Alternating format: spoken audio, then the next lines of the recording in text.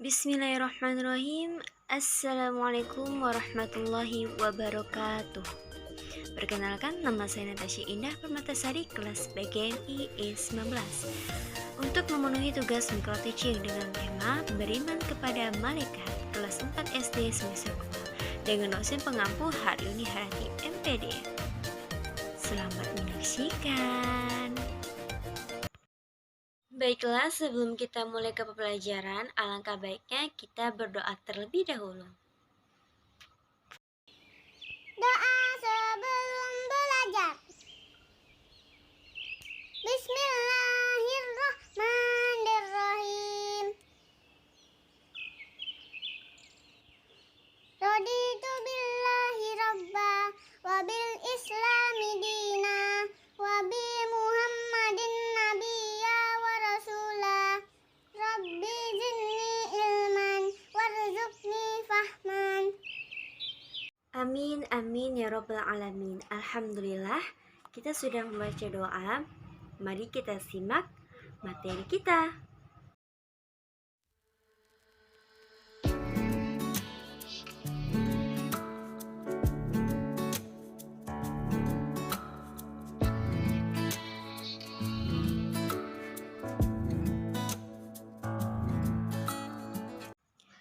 Yang pertama, pengertian iman kepada malaikat.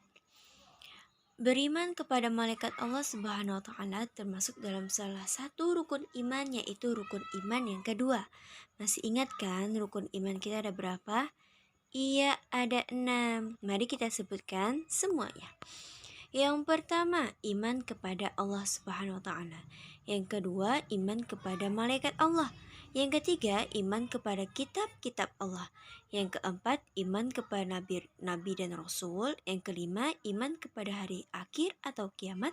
Dan yang keenam adalah iman kepada qada dan qadar. Dan sekarang kita akan pelajari iman kepada malaikat. Selanjutnya, makna beriman kepada malaikat Allah. Berikut ada maknanya ya. Yang pertama yaitu meyakini bahwa malaikat itu ada meskipun tidak bisa dilihat.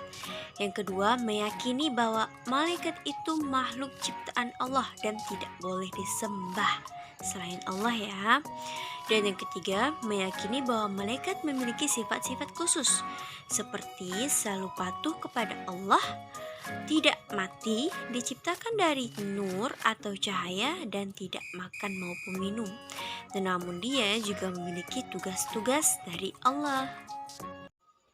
Sekarang mari kita kenali nama-nama malaikat Allah beserta tugasnya. Yang pertama ada malaikat Jibril, yaitu bertugas menyampaikan wahyu. Kemudian yang kedua, malaikat Mikail, tugasnya memberi rezeki. Yang ketiga, malaikat Israfil, tugasnya meniup sangkakala. Dan yang keempat, itu adalah malaikat Israel, tugasnya mencabut nyawa manusia.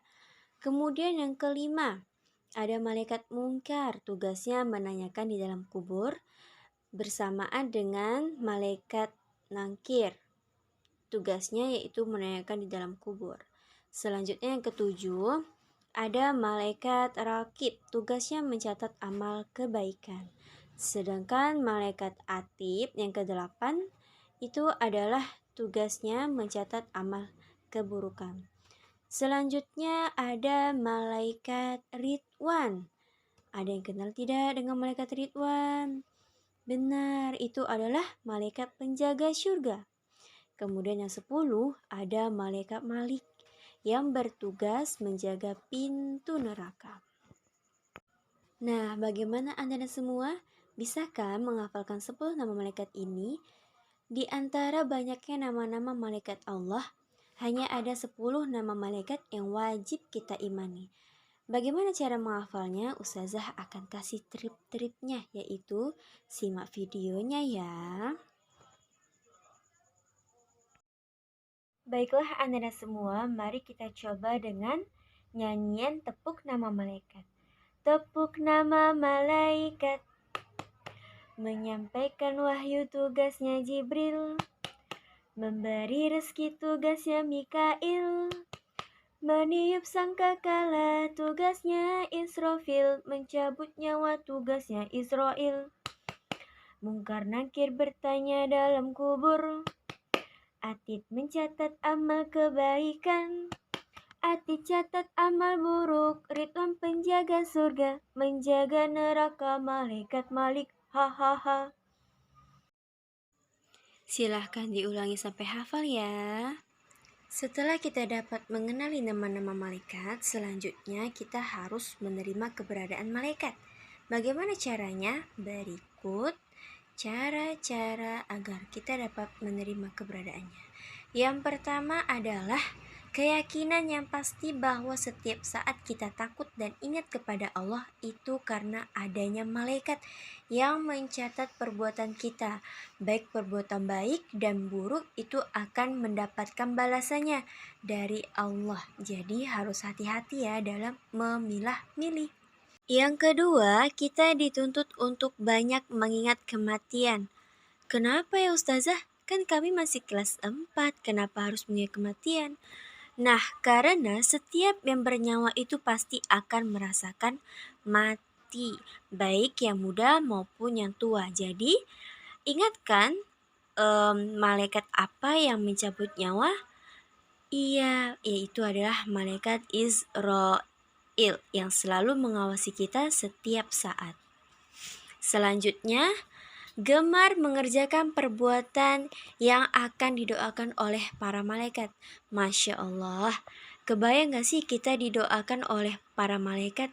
Bagaimana ya caranya? Nah, yaitu dengan menuntut ilmu.